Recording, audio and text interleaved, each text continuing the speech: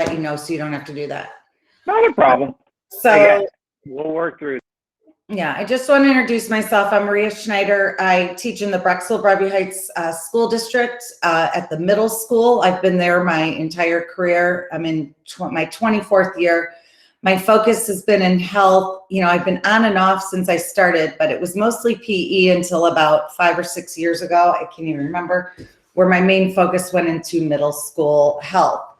And it was at that time that I started to look out and see what was going on, because I just felt like our curriculum was outdated and I wanted to see what was out there, and where I started transitioning into a skills-based health ed model approach.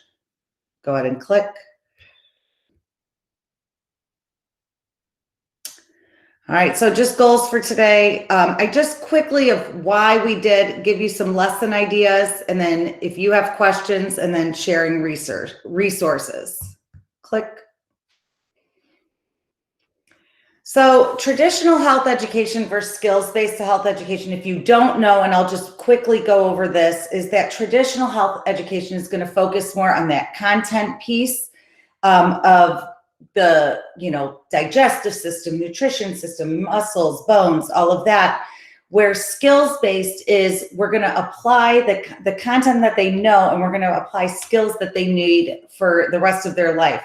They can find almost anything virtually on the internet. So let's teach them how to find that information, and then drip in that content piece, which is standard 1, but then teach those skills of decision-making and goal setting, analyzing influences. And the one that I'm going to focus on today is the health skill of self-management. Click. You could see it in this presentation. Oh, you could open that whole screen. You might have to click it a few times. One more time on it. All right, so here's the no in that standard 1.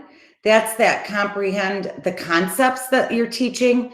But standards 2 through 8, and these are our national health ed standards that are where they demonstrate and apply those skills.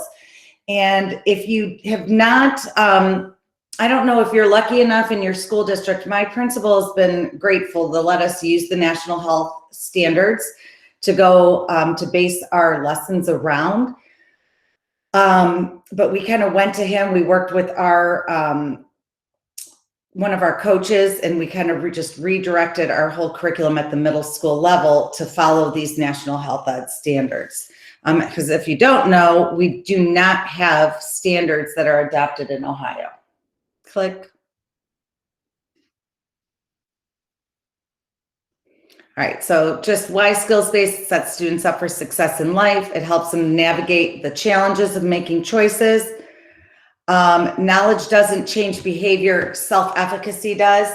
So that's from Bennis and Alperin, which I'm gonna talk about quite a bit. Sarah Bennis and Holly Alperin have a great book out there if you wanna make that transition.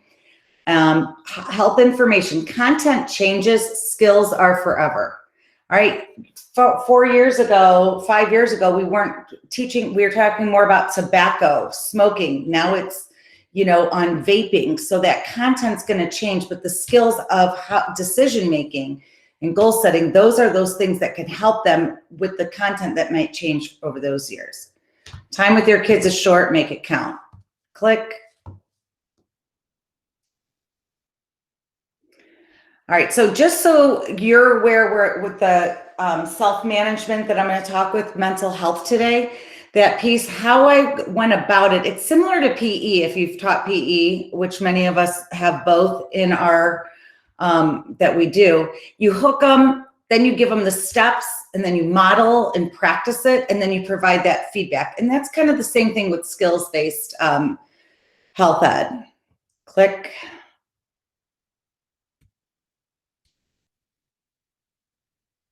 So what skills steps do I teach? So how do you go about teaching it? Just break it down based on your standards performance indicators, but you could also look at skill cues. And I will share this slideshow with everybody, or I'll share it to Tom or Randy to send out. And anything that I have here, just please make sure you make a copy of it before you use it. But there's also a lot of links in here if you wanted to dive deeper into transitioning into skills-based. I also follow a lot of other health educators on Twitter and see how they break it down. I'm constantly learning. I'm still not great at it. Here's my husband. Let me see if he knows it. Do you know it, please? I need our, how to get into the computer. Since she has shared the presentation with me, what I usually do is I use the list that is generated from the sign-in with the certificate of attendance that's dropped in usually in the last 15 minutes of the meeting. I use the email addresses for that, and I send out everything usually the next morning to give time people to register. Oh, thank you. Okay. All right, if you want, Tom, I can click over and I can do it now if you want. Up to you. All right, I have the how to get in. All right, but if you want to, go ahead and click, and then if we get stuck, we can turn it back over to me. So your skills-based unit planning, go ahead and keep clicking until that whole thing. All right, I know this, I hate this slide. I really want to make it look a little bit better. But you know, you want to just, when you're basing this unit, what do your students need the most? My students, I know, need that this standard 7 is students will demonstrate the ability to practice health enhancing behaviors and avoid or reduce health risks. And there's that commonly referred to as the skill of self-management.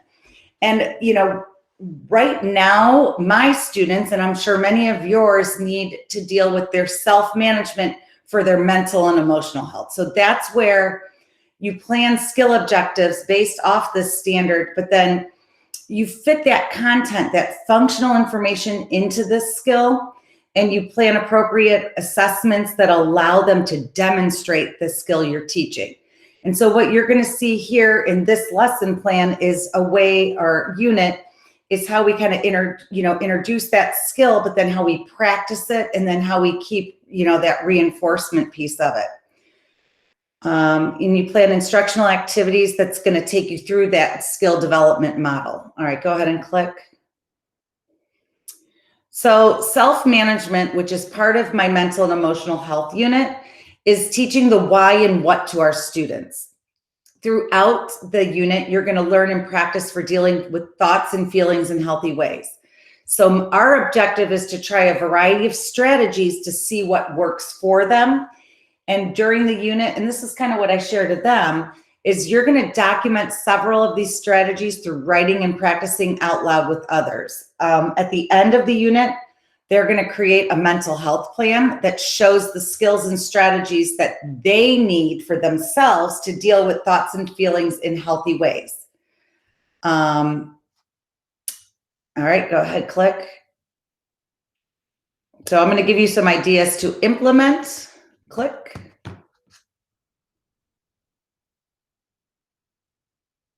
All right, so first are the SEL ideas. So, you know, that's that self-care, the social emotional learning. If you haven't seen the Castle model of SEL, it's up there in the right-hand corner, but there are many ways to check in with our students throughout your time with them.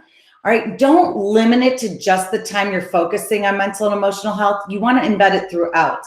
And one of the things that I feel for myself the most confident about is that I really get to know my students, and I'm sure you all do too. I'm not saying you don't, but there's great ways, even if you're still virtual. We're all in now as of January 19th. We've been 5 days a week, but I still have kids getting quarantined where I still Zoom. So my bell work or instant activity is just a great way to either reinforce something you taught the day before or to just check in with them. I wanted to share this check in and check out slideshow that you'll have a link to.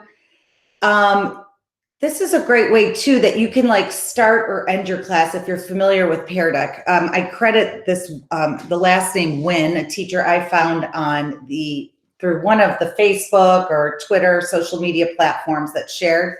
I definitely did not do this. If you're familiar with Pear Deck, it's a Pear Deck. And it's a great Google add-on if you've never done that. Would you mind clicking on that SEL check-in and check-out?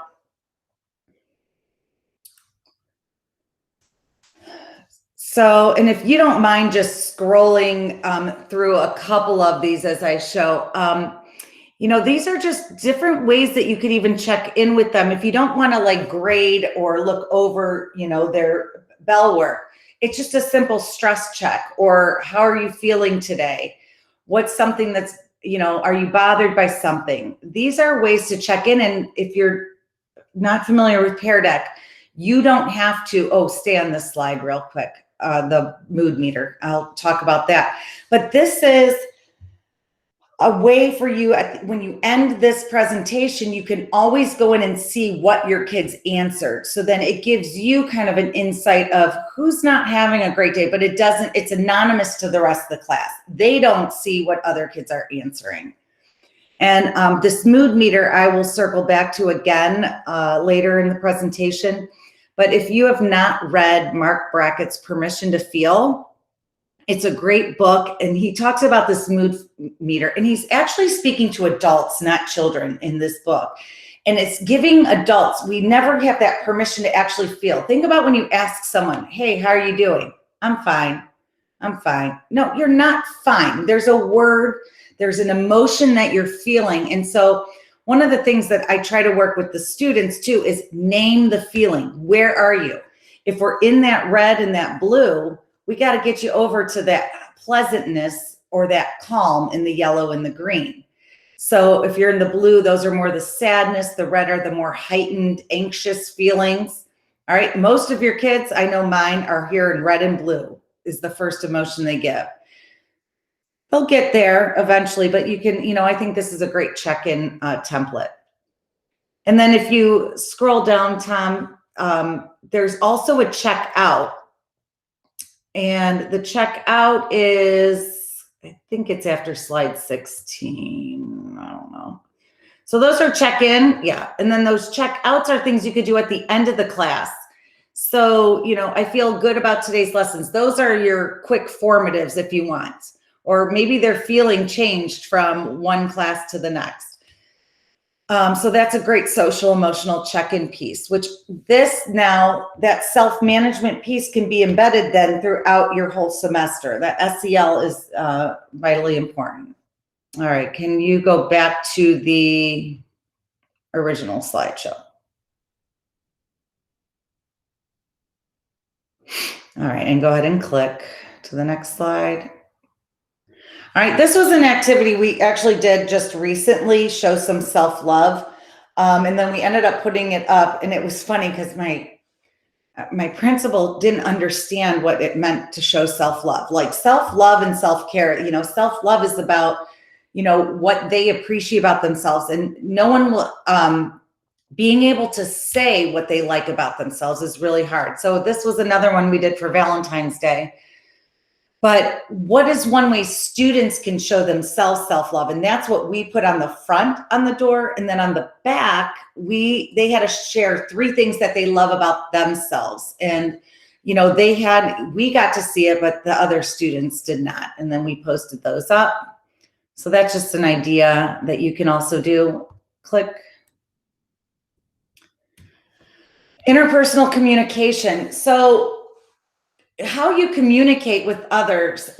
So I want to it's so hard for me. And that's one of the things I'm still working on with skills-based is that these skills aren't just one single unit, even though the top gurus of skill-based think that they're singular, and they're not. You're always either dripping something back in of a skill or introducing something else while you introduce the next one or practicing the other one again. So that interpersonal communication, it was introduced prior in our unit with decision making. It's at the end of that unit. But then, just kind of coming back to it, practicing their skill cues, talking about their assertiveness. This here is my colleague, Dana Del Torio, and those are our alter egos, Bernie and Marge. When you get the slideshow, this shows how to communicate and resolve a conflict appropriately. And Bernie and Marge are our friends, and we have some YouTube videos that are out there in our alter egos. So Bern and Marge have a conflict here of what concert to go to, and then they come up with a resolution. You know, first they tried a karaoke contest, sing off, and then they decided that wasn't the way to resolve the issue. And so anyway, maybe if we have time at the end, you can watch it, but I don't know. Maybe just on your own, because I get embarrassed. Go ahead and click. All right, and so I'm going to share to you all of these different pieces that if you want to take something that works for you, you know, some of these things might work for you, some not. This is our mental and emotional health part of this unit. These are lesson 1 and 2, what we kind of work with. So the first one is talking that emotions, that interpersonal communication. And if you look, our mood meter is there. Regulation skills for emotion, and then that's where we bring in that interpersonal of the I would feel, that I think we're all kind of familiar with it. I felt this when you did that, and you can kind of circle that back in though when it comes to their mental and emotional health, and practice that again. Lesson 2 with that self-management. This is where we take some time. And if you don't mind, do you want to turn it over to me, Tom? I feel terrible with all the clicking. But if you want to start with the self-management slideshow, I just kind of want to show them what I teach there. And then Are you able to take over? He gave me how I log in and add the unlock button. Did you and you clicked it? So you should. Oh, I don't. Oh, can I? Oh. Well, I don't know how to did you click the unlock button and then click the Google Chrome? Well, I get locked out of it when I started to present. Where do I find that? Well, try to present again.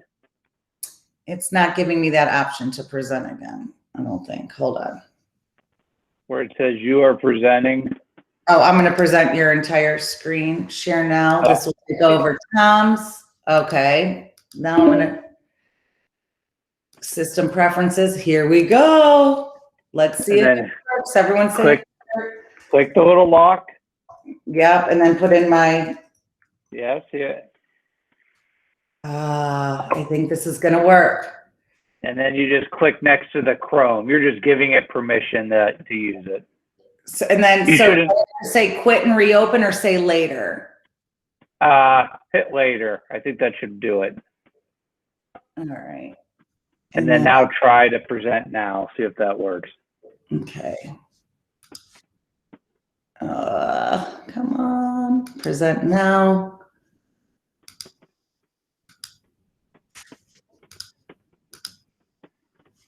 Yay. There you go. I feel better now. All right. Okay.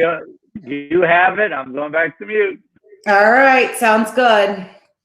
All right. So I just want to kind of walk you through some of the things that I go over in this unit. If you have questions in here, you know, please feel free to like unmute or write it in the chat, and maybe someone will let me know.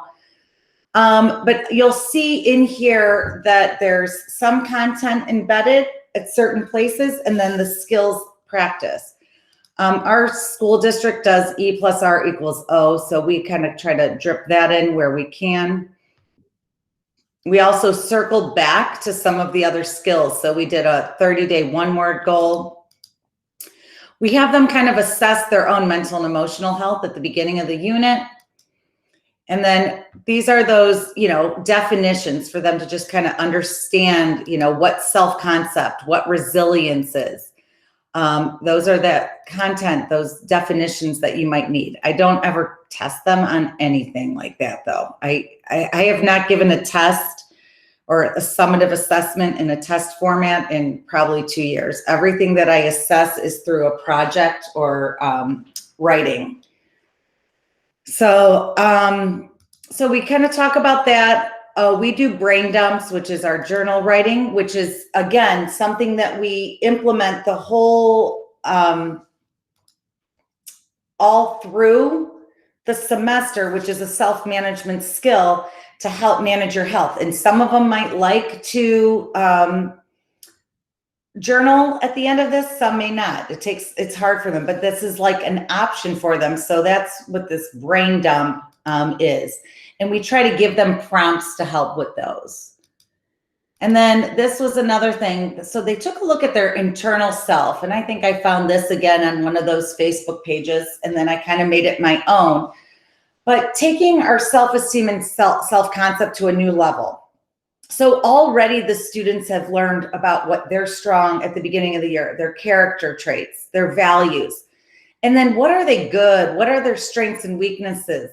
So then they make an internal selfie. So we all take selfies and we see what's on our outside. But if I was to take a picture of you on the inside, what do I see? And I give them an example for myself. And as you see with me, you know, things that are important to me, my family, kindness, I'm passionate.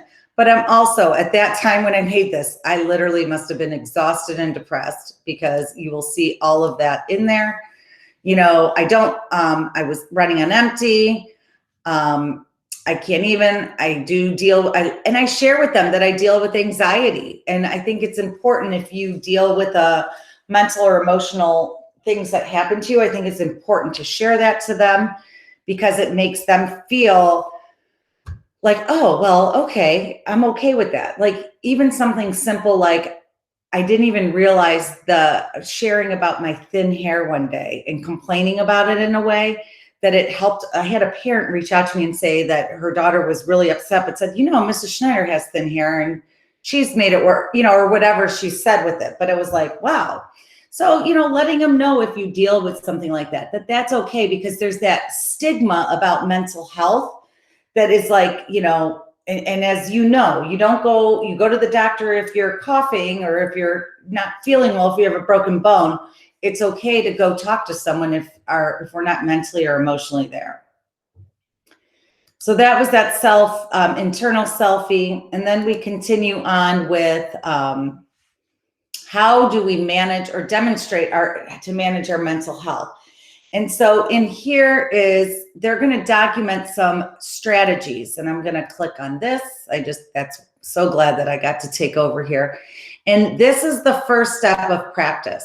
So this is helping use that strategy of resilience. And they're going to try to demonstrate to me 5 of these techniques. And we go over them. We talk about them. I don't go in like a whole 48 minutes to talk about each of these, but you know, sharing with them some of these different ideas they could do. They have to try 5, and they have a little over a week. And so you continue kind of teaching your content and your lessons, and then they're doing this at home. And then they have to provide, for me, they had to provide evidence of one of them, completing one of them. Then they had a step 3, reflect on all 5 and explain what worked, what didn't work for them. And so these are some strategies that they can try for their mental and emotional health. Now, I added other ideas for them here, you know, different types of breathing that they could try, crunching on vegetables. You know, I didn't limit it to just this table here. If they wanted to try one of these down here, I was okay with it. But they had to, you know, reflect and talk about that. You know, when kids didn't really try it and do it the right way, if they're giving them all the same number and highlighting all of them, you know when they're not really following how they're supposed to do it. But I feel like it's really helped some of the kids try to just see what they're good at and what they're not, what works for them. All right, then we move into our, this was the 5. This is that again, sorry. And then we kind of, you know, we talk about stress. And again, that's all part of the mental emotional. There's that standard 1 coming in and like kind of teaching that content piece, different types of stress. You know, this is the stressors, where we get stress from. We come back to fight, flight, or freeze, and how our body responds to that.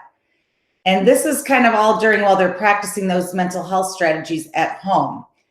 And talking about certain situations for their own selves, how they manage stress. So that's where we get to the mind-body connection, you know, how we manage stress and how it's important for our brain connects to what's going on, whether it's a real emergency or not.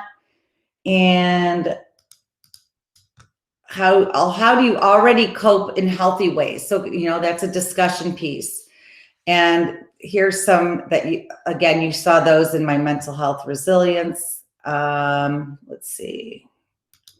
And then we get to that. What if someone else has intense feelings? So we're talking about that empathy piece and support. And here's where you could add in like a mental health stigma project about like a celebrity or something like that to kind of like help that. It's still not help managing themselves, but they might learn about them and see, how they provided or how they were given support or not with their mental and emotional health. Trying for the kids to understand the difference between empathy and sympathy. This YouTube video, Brene Brown is awesome. If you've never read any of her books or just heard any of her talks, she's wonderful. And she does a great video on the difference between empathy and sympathy. When we had time, and I have not done this for a year, we do this walk in our shoes, which is linked in here. Again, that's something, as you see, some of these things are skipped over because of timing that I've had the last year since March. So this is like my most updated slideshow. All right, so then we get to the final, like we talk about the mental and emotional disorders. There's that content piece. It's important for them to know, but you don't have to talk about all of them. Just give them some, and you kind of just like go over it. And their final part of, and I can't believe it's not linked in here, is their self-management plan. Maybe it is. And then we do talk about suicide. If you don't have, I email my parents bi-weekly for every single topic that I'm talking about. So that they know what's coming up, especially for a unit like this with mental and emotional health, talking about suicide. I kind of forewarn them about that, about the stages of grief, because, grief to me, when you're in this unit of mental and emotional health, it's not just death, it's, all forms of loss, and especially divorce or loss of a friendship. And so it might spark something. And I just think it's important for the parents or guardians to be aware that that's coming. And then places to go for help. This to me is probably one of the thing that I've really been trying to help with every unit is to give them, like for the puberty unit, your sex ed unit or human sexuality, whatever you get to call that unit, is to give them places to go for the valid and reliable information. But this is for mental emotional health, like some of the hotlines they can use. Obviously, you would have to change it because a lot of these are our own resources here. And then we get into the My Mental Health Plan. So what they're going to do with the mental health plan, this should be like the icing on the cake. This is the summative piece, though, of mental and emotional health. They've done their mental resilience strategies. They've tried those. I give them this mental health sheet of other ideas that they can try. And then they now develop their mental health plan. And my hope now, whether this happens or not, is that they are going to keep this to remind themselves, what did I enjoy doing when I feel stress, anxiety, panic, sadness, grief? What am I going to do? Give me, they're going to give me 2 examples here, 2 of how to release tension safely. Who can I go talk to? Who am I going to go to? And they kind of go through breathe. And you're like, what do you mean breathe? Going over those different 4-6-8 breathing, or maybe mindfulness. I use the Calm app, or Stop, Breathe, Think is free app. And I will play that. And we do that on Mondays throughout the semester, to see if that helps reduce anxiety. So maybe something like that they're going to catch on to as a strategy for their own self. And then step 2, they would highlight when things aren't going their way, who could they reach out to? And then step 3 is, how can you go about helping someone else? What can you do if someone else you see is struggling? And then I, again, put this at the bottom, the different places that they can go to for help. If they need them, they're right there again for them. So they have a place that they can go to always if they need to reach out, instead of going to an adult if they're not ready for that. So those are all right there. And I feel like I kind of rushed through it, and I'm sorry if I would hope if you have any questions, we're going to get to that next. I can't stress enough, if you're not involved with OFERT or Shape America, that is just a great way to like get engaged and grow professionally. Other ways though are Twitter and Facebook, although I gave up social media for Lent. This is like it's very hard, but I need it for my mental and emotional health to kind of take a break from social media. I am allowing myself on Sundays to check in, and Twitter I can, because I'm in the middle of gymnastics season and I have to post things because I'm the head coach for the high school team. So I allow that, but I'm not mindlessly scrolling through Facebook or Instagram or Snapchat. I'm not onto TikTok yet, thank goodness. And then before questions, I did link, and so I'll share this. Well, Tom, you have the presentation, but I'll make sure I do it that it's a view only. But there's some different resources. These were the books I was talking about by Sarah Bennis and Holly Alperin. And these are just other people that I reached out to or used for this presentation. If you are on Twitter, if you want to follow me at Marstar21, I do like share different things that I'm doing in the classroom periodically, and I'd love to see what you're doing, because I'm sure you guys all have some amazing ideas that I'm not getting to hear right now. So any questions that anybody might have?